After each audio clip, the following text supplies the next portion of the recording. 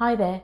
Today I want to talk about something that comes up a lot and something that can feel really confusing and even overwhelming for families.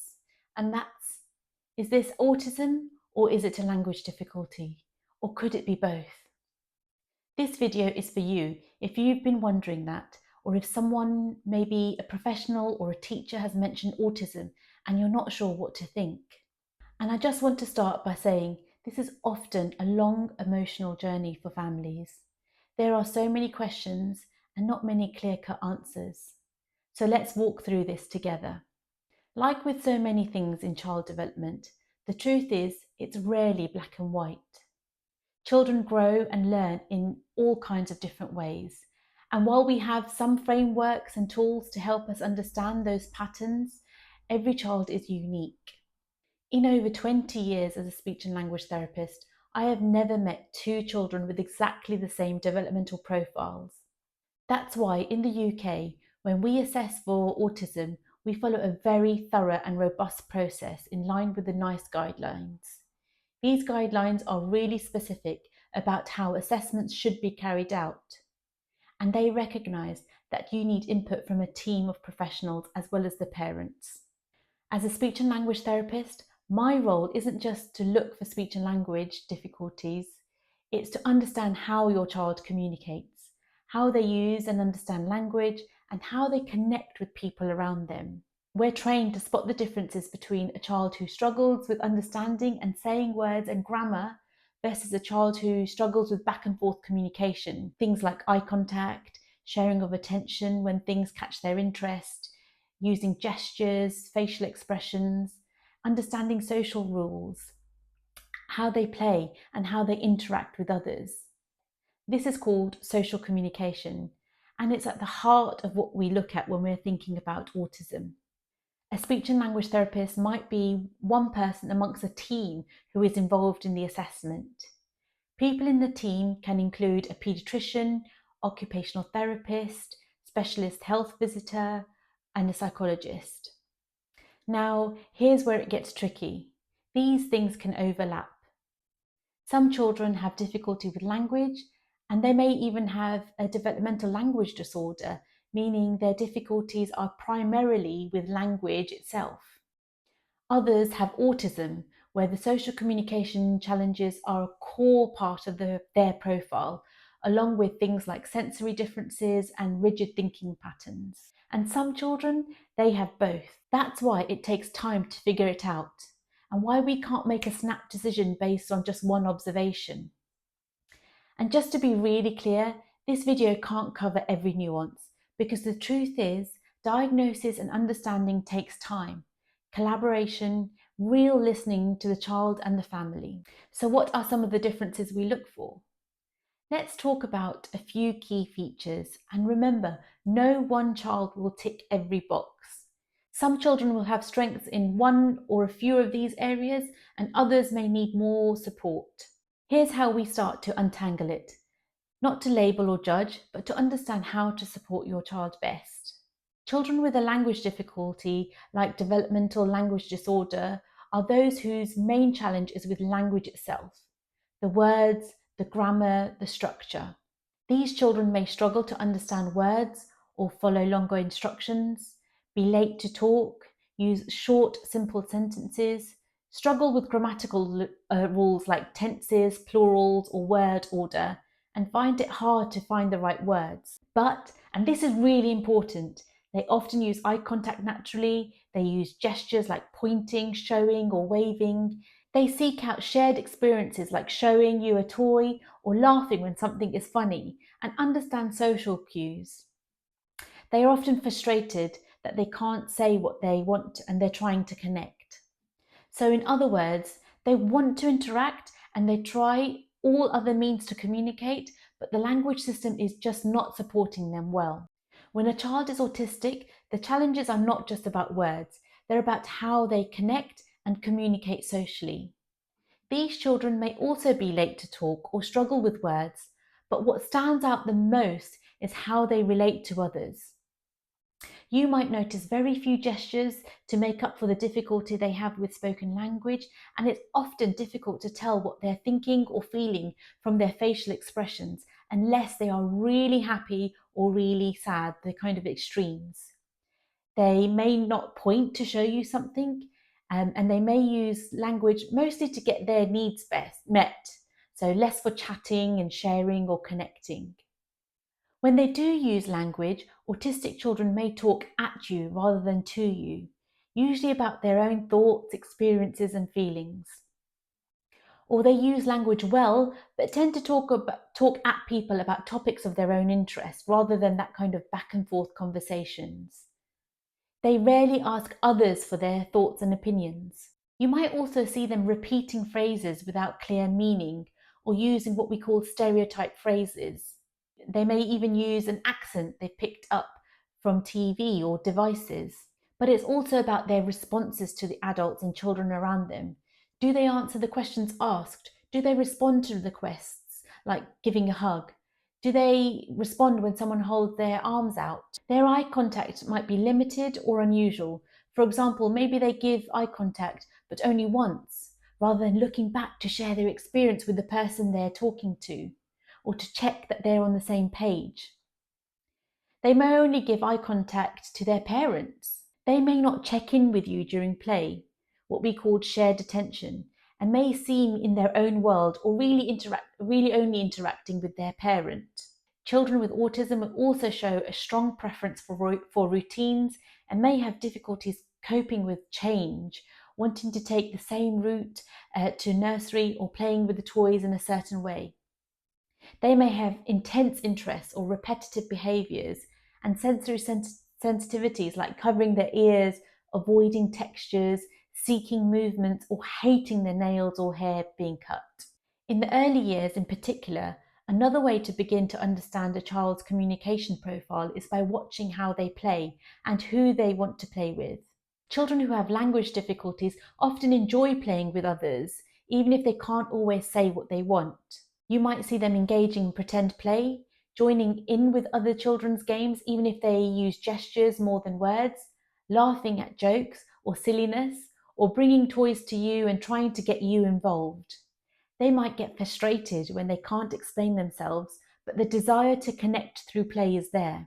Now, if we think about children who are showing early signs of autism, play can look a little different.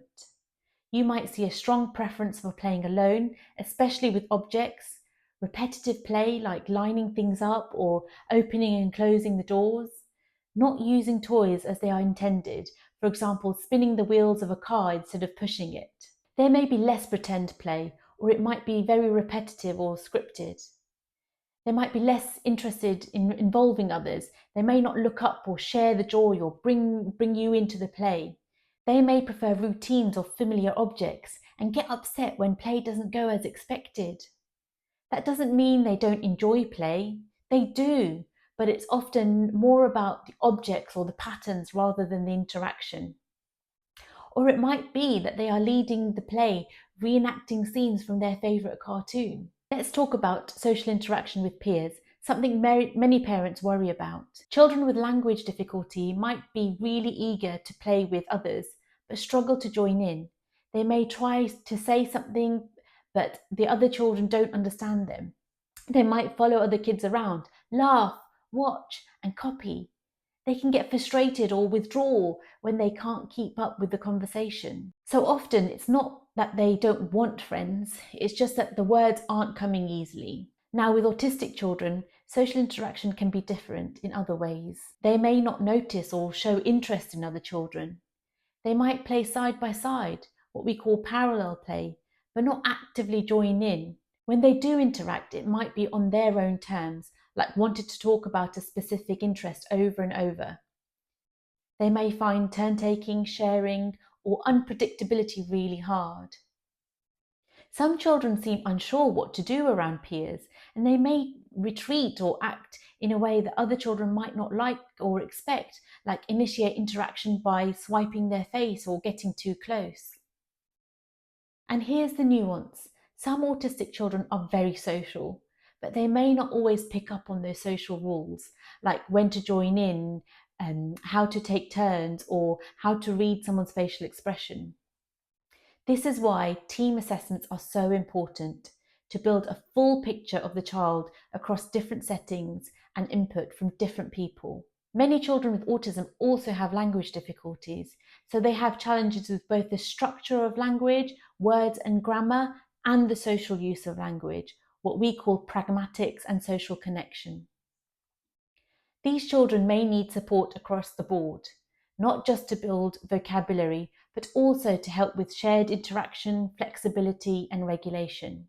We look at all of this language, play, social interaction, and we start to build a picture. It's like a puzzle. One piece might be delayed language, another might be how your child plays, another might be how they interact with others, or how they respond to change. And when we put those pieces together, we start to understand, is this mainly a language delay? Is it looking more like autism, or is it a bit of both? There's no one test, no magic phrase that gives us the answer. It's observation, collaboration, time, and most of all, your insights as a parent. Now, here's something I really want you to hear. This is not a checklist. We don't say yes to this, no to that, boom, it's autism. We look at the whole child across the different environments like home, nursery, and clinic, across time, in the context of their relationships and background. We ask questions like, is the child trying to communicate? How do they respond to people? What's their play like? Are they interested in others, or mainly objects or routines? Do they enjoy shared moments with others? Can they shift attention, or is their focus very rigid? And all of this has to be interpreted together in collaboration with parents, educators, and other professionals. That's why autism isn't a quick in and out process, it's a journey.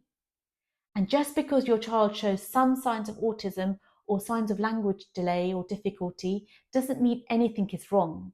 Your child is who they are. We're trying to understand what will help them flourish. The label might help unlock support, it might help others understand your child better, but it's not the most important thing. What's more important is, what does your child need? How do they show what they're thinking and feeling? And remember, you are the expert in your child. Your observations, your gut feelings, your insights, they matter more than anything we write in a report. Now, let me say something that I think is really important. At the end of the day, the label doesn't matter as much as we think. What matters is, what does your child find difficult right now? What helps them thrive? What are their strengths, and how can we use those to support their needs? Some children might never get a formal diagnosis, others might, but support should never depend on a label. And your understanding of your child, the way they play, what they love, what helps them feel calm, how they react to change, all of this is vital. Because you are the expert in your child, not me, not a paediatrician, not a school, you. And your job is to help your local team, your GP, health visitor, nursery, Senko, therapist, teacher really see your child for who they are. If you're watching this and thinking, I still don't know what's going on, that's okay. You're not supposed to know all the answers right away. That's why we have multidisciplinary teams. That's why we take our time. That's why we listen. And in the meantime, focus on connection, play, and interaction, because those are the things that make the biggest difference, long before any report or diagnosis ever does. If you haven't already, I'd really encourage you to watch my other video, Does My Child Have Mild, Moderate or Severe Autism? In that one, I talk about why these labels can be misleading and why context matters so much. Because the same child might seem totally calm and settled in one environment and really distressed in another. That's another reason why it's hard to tell at first glance what's going on. The environment has such a huge impact. If you found this helpful, please give it a like or share it with someone who might need to hear this. I'm here to support you, and I'll keep making videos like this because I know how big and how personal this journey can be. Let me know in the comments if you've got questions or if there's anything you want me to cover next. Take care, and I'll see you in the next one.